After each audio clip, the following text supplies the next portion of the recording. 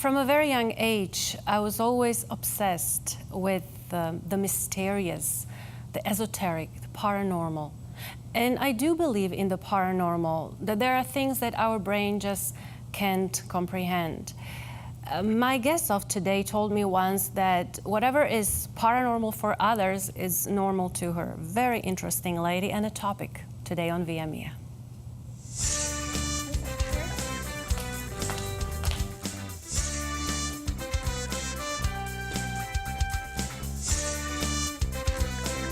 The VIIA show is sponsored by the following people.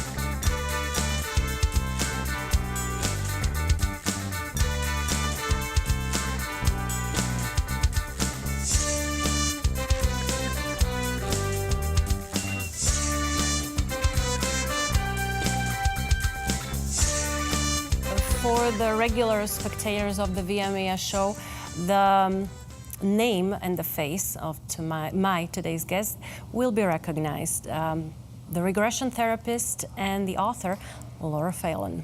Hi. Thank you again for coming. Nice to see you here. It's been for a while, like 2.5 years or so since we have you here again. So we don't take too much time of your time. It's your show. Regression, reincarnation. Can you just briefly guide us through regression? Is it something like hypnosis? It is a form of hypnosis. It's relaxing the brain waves, going into what's called a theta state. And in a theta state of relaxation, all of your past life memories are there. They're very easy to access. Mm-hmm. So I just wonder, what's the fine line between regression and hypnosis? Well, hypnosis is used more in what we call an alpha state. People think of hypnosis as trying to fix something like weight loss or quit smoking. Okay.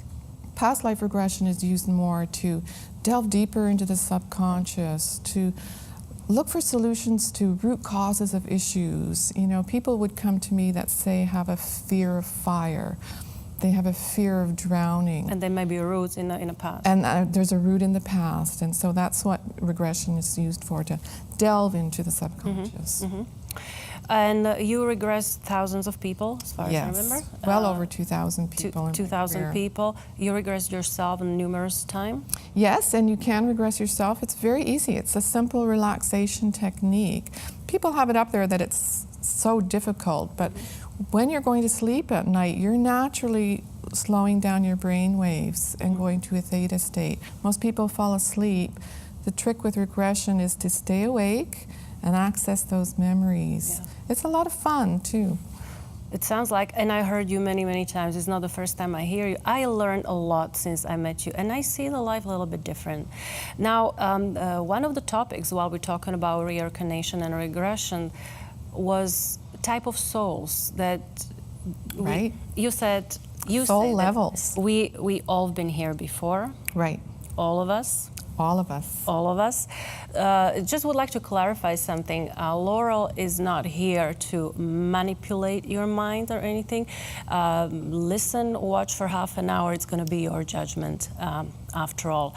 I truly, I'm on your side. I believe a lot what you're saying. A lot of things make sense to me when I just go back to my view years later in the past, that there must be some connection what you're talking about. There's no way, no doubt. So now you talk about souls. Let's talk about souls. And a lot of people are listening to me right now. They have no idea what I'm talking about. Do you mind? Well, we go through different what I call soul levels. We spend anywhere from 300 to 600 lives on this earth, evolving, growing, and we can't do everything in one life. This is like a school of learning. So we go through different levels. The first level is what I call infant soul. And these are my names, my terms. Yes. You know, they're not out there. Exactly. What I call an infant soul is we spend about probably 10 or 15 lives when we first come into the human body, just getting used to the human body, just survival skills, nothing more than that, learning how to feed ourselves, how to get through the day, how to get shelter, basic issues like that. So it's, what I like to do is have people look around in your life, look at your family, look at your friends, not to label them because that's not what this is about, but to understand and have patience with people by understanding where they are in their soul level. It's like having children in school. We have grade school, we have elementary, then we have middle school, we have high school, then university. Souls go through the same thing. So infant soul is like kindergarten, just getting used to the body. Then we evolve, and then we become baby souls. Baby souls So it's another stage. is another stage, and we could spend 50, maybe even 100 lives in the baby soul level alone, exploring everything. With the baby soul now, we're wanting to communicate, we're wanting to learn, our brain is coming in more, and curiosity, just like a child, you know, a 7-year-old child.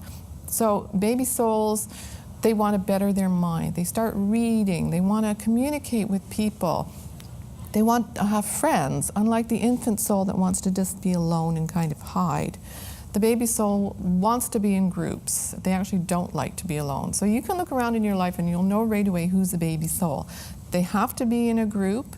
They never want to be alone. They don't like aloneness. They're voracious learners. They just want to grab knowledge, grab everything. So maybe the less educated part of the world and all. There's their beginning education, and actually they're fulfilling a lot of their education. And they move into religion then, very much so, because they want to learn more, but they're not ready to lead themselves. So they'll always find a leader. They'll always be joiners of organizations, and that fits in really well with religion and also with procreation. Now sex is coming into play. They're starting to feel their bodies and their hormones, but sex is still kind of scary because it's overpowering. It's something that can't be controlled. So this fits very well with religion as well for the baby soul, because religion promotes sex for procreation, not for enjoyment. You're just supposed to get the job done and procreate and not have any fun with it. So the baby soul is just doing that. Lots of babies, works really well in the religious organizations, community development, and they're encouraging their brains. They're getting smarter. Then, after 50 or so lives, exploring everything about there is in the baby soul. So if I can interrupt you, in that particular one, you know, if it's infant or baby soul, it's always several lives we have to go through? Yes, definitely. You can't experience everything in one life. You just can't. We're going to bounce around the world. We're going to take male and female bodies. Everything on this planet has to be experienced. And you said we're evolving. That means we Yes. are not going backwards. You never go backwards. You can't go from an old soul It's like I always wanted to be to nothing. My parents' dog next life, so it's not. No, it's not going to happen. Sorry. So I was also looking you can forward. have pet lives, you can have animal lives, but we evolve. Once human, sorry, you're not going to go back to being the family pet. You're human, and you're going to grow and you're going to evolve. And then the next soul level is what is the young soul, and I often call it the fun soul, because your energy is actually growing. The whole purpose of being on this planet is to grow more energy. We're made of energy. Science has long ago proven that, and our energy needs to grow. So we need to experience life in order to grow more energy. So the young soul level has a lot of energy, and they want to just go out and taste life. They're fun to be around. They're vivacious and exciting, and they want to be superstars. You know, they're the movie stars and the politicians. They want attention. The young soul level is all about ego and intellect. So you can imagine you're going to spend a lot of lives there, because there's a lot to explore in the ego level. Now there's sex on a whole new level to explore. Now sex is for fun. So you experience hedonistic lives, just sex for whatever, just for the pure enjoyment out of it. And you also experience, excuse me, towards the end of the level of a young soul, you experience the intellect now, the knowledge seekers, the quest for power, for knowledge. This is where politicians Hunger for hunger, knowledge? not so much a hunger for knowledge, but it's an ego hunger to be competitive, to be looked at. So these are the people that get university degrees with lots of letters at the back of their name and lots of degrees. Displaying everywhere they want. And they have to show it. It's not just for a personal growth, it's to be shown. Look at me, I have all these degrees, they're on my wall, you know, pointing to them. I already know a few young souls. Yeah, and they're so much fun to be around because they'll bounce out of bed at 4 a.m. How can I make money today? You know, stockbrokers, financiers, they're very passionate, so they're very fun to be around. You'll spend, probably a good 100 lives in the young soul level, just having a blast, you know. When I'm listening to how many lives spending in each group, I'm not really sure it's going to be fun. I wonder how many. It's not all going to be fun. It's not all going to be fun. And after the young soul level, that's where things sort of go downhill a little bit because you've done all the fun stuff. You know, you've had the Seen wealth, everything. the beauty, the sex, the money, all the power, and everything, and knowledge. But this is knowledge that they acquire, like through universities, whatever. It's not wisdom. Wisdom comes in the later soul level, and that leads us to the old soul. The old soul has done it all. You know, it's done the money, it's done the beauty, it's done the sex, it's done the power and the fame and all of that. And there's something missing. There's a feeling in the old soul that there's got to be more out there. There's just, what is this? You know, I'm just going to go through this routine of making more money. So the old soul starts to have lives of feeling lost. The old soul has lives just feeling depressed. This is where you'll get mental illnesses, where you'll get substance abuse issues. Depression, all in the old soul. So you're walking around and you see someone in a back alley, you know, drunk, and you're, you know, the stockbroker, funnily enough, is walking by thinking he's really superior and older soul level, but it's really the person lying in the gutter that's the older soul because they're tormented, you know. They've experienced everything and they're still feeling there's a lostness, there's a sense of what is the point of existence? There is a street in Vancouver that I can find a lot of old souls, Yeah. I'd say. And I have a lot of questions for you, Laurel. And at this point, I'm going to interrupt you just for a few seconds, but we'll be back with Laurel Phelan.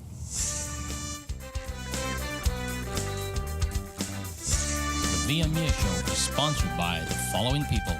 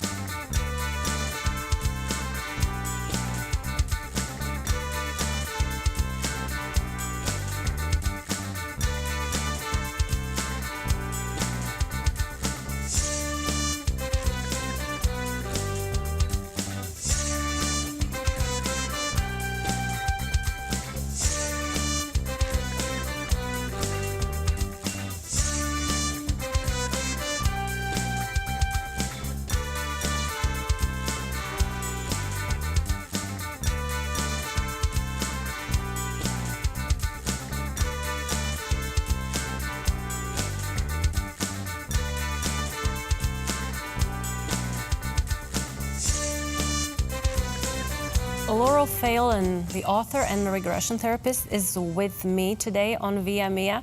I'm trying to probably rush you too much because I want to know so many things, and we're talking about souls we all experience or we're starting to experience. You know, I'm wondering how many people watching us now, they're pretty skeptical, and you understand that part as well. Of course. Why do we still don't understand or don't even want to accept these things, for example? Because we're in our life, we're in our little bubble. And until something really goes wrong in people's lives, very rarely do we want to search. especially if you're a young soul. You're way too caught up in your life. Only when you're an old soul are you really going to come to me or listen to me or even care what I'm saying. So the fact that I understand you and I'm You're interested, I'm yeah, old soul. You wouldn't be otherwise. You just run far away from me. Is this my last life? I have no idea. I doubt it, because there's another level. Yes. After the old soul. And what is it? But what we need to understand about the old soul first is that's also the level where people have suicidal thoughts. And it's because there's feelings of desperation, and they'll start looking back and dabbling in things they did in previous lives. They'll taste their religions again. They'll try to go back to old types of jobs, and they'll be really good at things. So they'll bounce around from job to job to job to job, still no fulfillment. And very often madness can set in when you're an old soul, because there's sort of a tipping point in one life, it seems, of an old soul. You're going to be tormented. Just a feeling of, I've done it all. There's nothing more for me here to experience. And that's the level that most people, if they do commit suicide, will, because that's serious depression. And I know that's a big issue that's very, in the news these days. And we need to understand soul levels so we don't judge people, we don't judge someone for being a young soul, because you don't judge a child when they're in kindergarten. That's right. And an old soul, I like to think of them as being in university. Now they're seeking wisdom. So when we see somebody less educated, we don't point fingers, it has oh, you're nothing primitive, to do. you are Yeah. just... It has nothing to you're do with just- your yeah, education level. nothing, It has yeah. to do with your soul level. And old souls are like in university. We are going to evolve beyond this planet eventually, but there's one more level after old soul, and you have to experience again absolutely everything this earth has to offer. Love, pain, grief, sorrow, illness, excitement, joy, everything. One level left, and that's the transcendental soul. And the transcendental soul is your last life, and you don't necessarily have to choose it, and you choose it.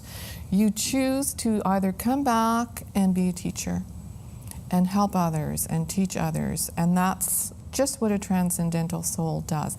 They learn and they know pretty early on in their life that they don't quite fit in, and that they really have a mission to serve, to teach, to help. But unlike a young soul that wants followers and everybody to clap and say, wow, you're amazing, a transcendental soul will keep it pretty quiet. They don't want followers, they don't want hangers-on, they just want to teach, they want to help. There's been a lot of great teachers on our planet. Lao Tzu, I think, to me, was the greatest one. Buddha as well was certainly a great teacher.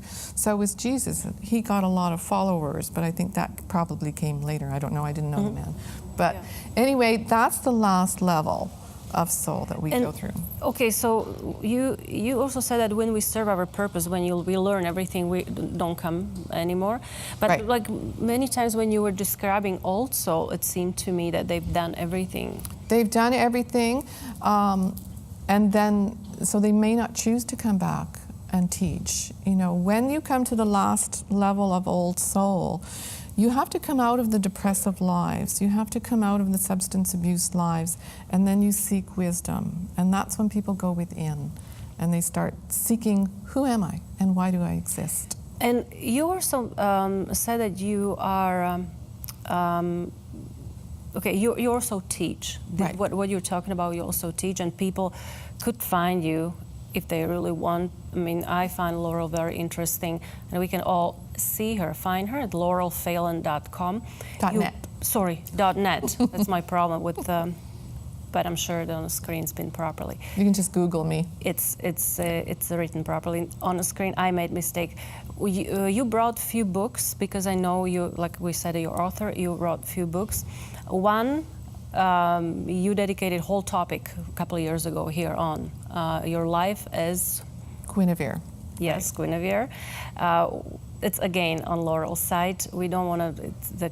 That's the book. And then the other one was really interesting because I like the topic, healing through time. Right, and that's where I go into all of this. I've compacted everything into the book, Healing Through Time. Everything about reincarnation that you could ever possibly want to know. Everything about souls, about death, what happens to the spirit when we go through death. All of that is covered in Healing Through Time. It even teaches you how to regress yourself, word for word, how to take yourself. Because really the only way you're going to know is if you do it yourself. You're not going to just believe me, and why should you? Try it for yourself. You have nothing to lose, you have everything to gain. All of the knowledge, anybody can do it. Anybody can do it. Well, but only an old soul is going to be interested. Yeah, I believe that. And then another item here, it's a CD. Yes, the Out-of-Body Journey CD is a course I teach on journeying out of the body. That's something that comes naturally with years of meditation. People often call it the near-death experience, but we all travel out of our bodies during our sleep states. And when we do this consciously, not sleeping, but while awake, you lift a lot of your energy out of your body and you float above your body. The reason I teach that, and I feel is one of the most important things to learn, is it eliminates completely the fear of death. And when people are going through trauma or they're afraid of death, if you learn to float out of your body consciously through an out-of-body journey, it betters your life in so many ways. You never again feel so rooted to the planet and to suffering or anything. You know, even if you're in a depression, you can learn to float above it. And so many people, the majority of people on the planet, their basic fear is dying. Well, so if you go through an out-of-body, that's gone. Yeah. You feel and you know you are floating above your body and you still exist. I don't know if I find it probably scary. Would be it's scary at first, but when you feel yourself floating above your body, a lot of people it happens accidentally in an operating room or something in the middle of the night. If your body is very still for about 20 minutes, you will naturally start to float above it and lift up your body. It's so wonderful. All these books and the CD, it's found on your... CD, it's on my website. That's a course, the CD, of how to do it. I used to teach the course, but I had people from around the world wanting to do it, so I put the course on CD. Good. Just to make it easier. Laurel, there is one thing I wanted to, I don't want you to leave without the answer to this. You mentioned before that we all choose our lives. Yes. The way we are here, we chose it before the energy came. Right. Us. Into the body. Yeah. Sometimes I wonder, like, why, you know, now I think I start to understand, but I think you know what I'm going to ask. There's a lot of pain and hurt and sadness and depression, like you said, in the world. Why would people choose that kind of life? Right. So I guess they don't know what they're stepping into before. They just, because they've never been there, they want to.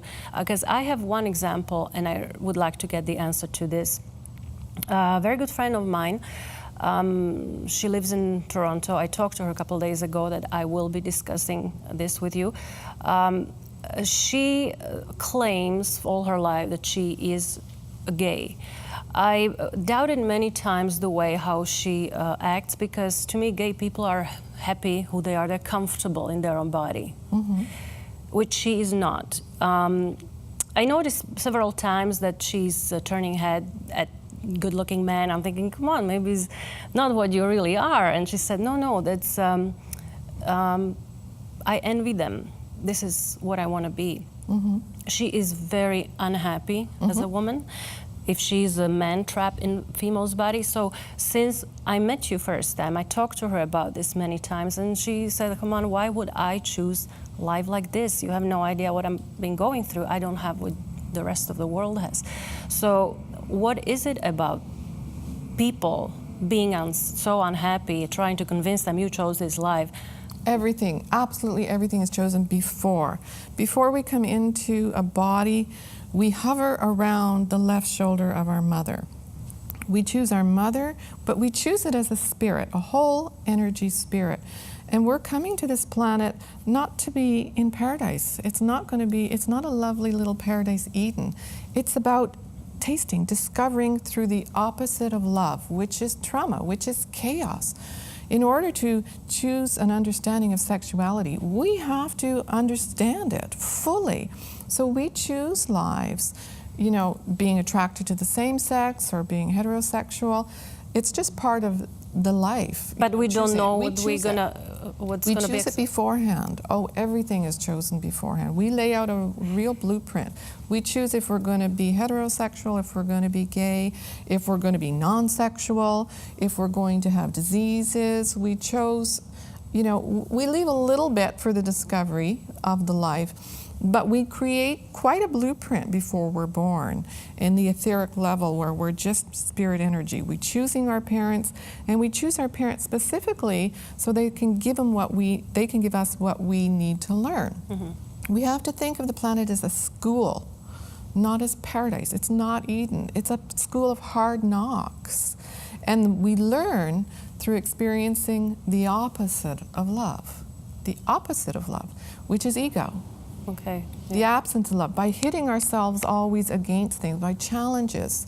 That's why we came, to grow, and you can only grow through experiencing tension, stressful things. We didn't just come here to just sit on a cloud and drink champagne and orange juice. Well, some people chose that kind of life. We have lovely lives too, and those are almost more restful lives in between the drama and chaos.